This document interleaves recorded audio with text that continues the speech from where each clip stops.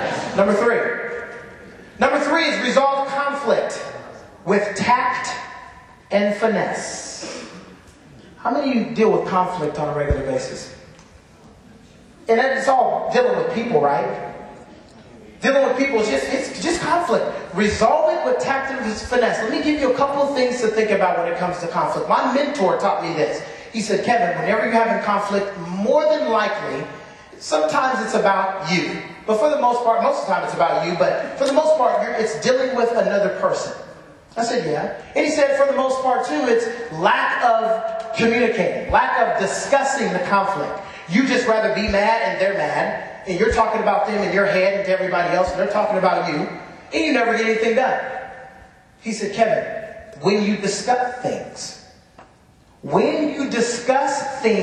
the solutions surface.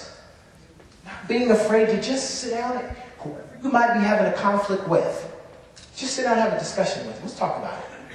When you discuss things, the solutions surface. But let me take you a step further. When you're discussing things, seek first to understand, then to be understood.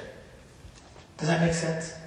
If I'm sitting down and discussing a challenge I'm having with you, I can't be all caught up in my world and what I need to deliver to you. I'm going to tell you how it is. I'm telling you how it is. I don't care if I'm not even trying to listen to what you got to say. I got something to say. You know what we said, and you've got all this stuff going on in your head. But the way solutions surface, somebody has to come to the table with, I'm going to seek first to understand you. And once I can understand you, now you will be more open to understanding me. Does that make sense to you?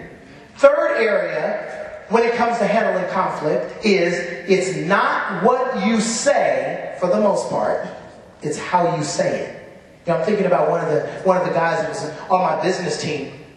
Me and him just didn't get along. He got on my nerves, to be honest with you. He got on my nerves. But we never really discussed it. We just kept working together. And I can, when he walked in the room and I walked in the room, I stayed away from him. He stayed away from me. But there was one day as I was driving in my car on my way home from a meeting, I said, you know what?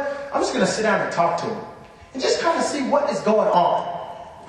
Well, we sat down and he said, Kevin, I know you're a leader and I appreciate that. And he said, I don't mind being on your team. I love being on your team. We're moving in a progressive direction. I love being a part of the team. He said, but you tell me what to do all the time.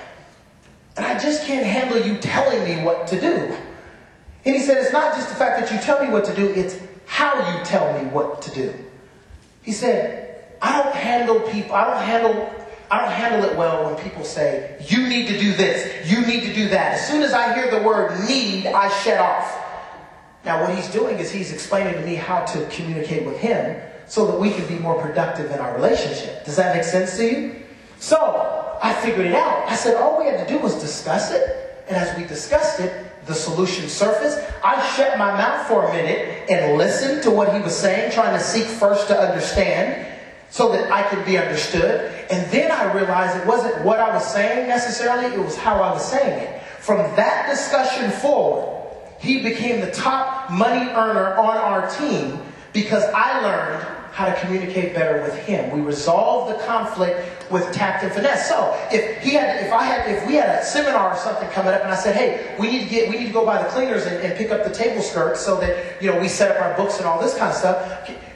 Before the conversation, I would have said, hey, go by the cleaners and pick up the skirts for us so that we can get the seminar set up. But then after the conversation, he told me how to communicate with him. I was able to say, hey, would it make sense, since you're out, for you to stop by the cleaners, pick up the table skirts, so that we can get the seminar set up? Oh, yeah, I can do that. Everything changed. We resolved the conflict. How do we do that? First, when you discuss things, the solution surface. Second, seek first to understand, then to be understood. And third, it's not what you say, it's how you say it. Does that make sense? Repeat this. Number 4 is